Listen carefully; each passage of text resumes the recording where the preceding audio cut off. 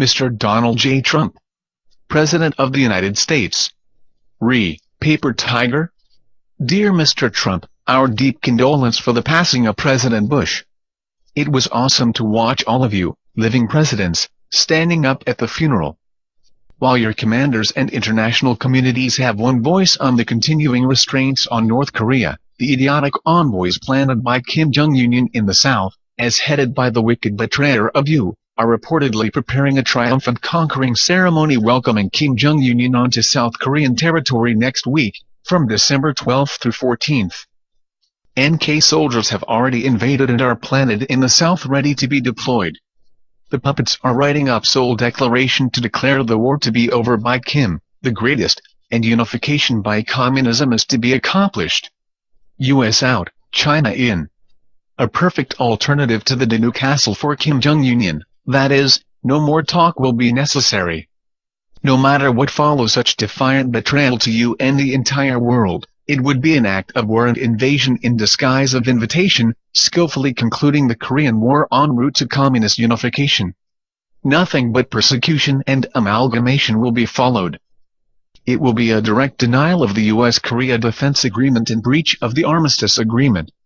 The event must be prevented. We define the joint conduct an act of war. We opine throughout that the current state of anarchism in the South must be defined as a state of war on a continuum of the Korean War. We further define President Park's position as a POW and as such he deserves human rights protection.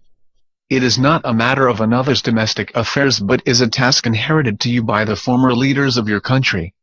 Suppose you leave them alone in their foul gameplay this time again and there arises Korean War II or even World War III. The world citizens of the free and democratic nations will have a second look at the lack of decisive action, as if watching a paper tiger rather than an ultimate advocacy of America First principle. Remember, Moon regime does not represent the Republic of Korea. It never upholds the ROK's sovereignty. It is expressly a puppet of North Korea. You should not prejudice genuine ROK for the pirates' war game. We, the Sovereign Korea Corporation, is the legitimate entity endeavoring to protect and uphold the sovereignty of the ROK on behalf of President Park. She is our CEO President, legitimately under the laws of the state of California, USA. We dare urge you to take a decisive measure to remove the bandits and save the life of President Park as soon as possible.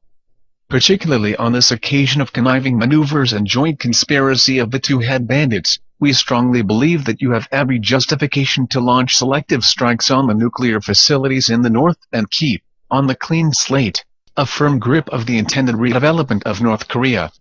If you get it loosened up any moment, they will bite back. Mr. President, 20 million lives are at stake and not just Koreans only. Persecution has already removed many patriots from the earth. You must not ignore the clear and imminent danger just because the news sound hilarious. Thank you so much, as ever, for listening to our opinions. Very truly yours, Sudeok Jang, Attorney at Law, General Counsel to Sovereign Korea Corporation.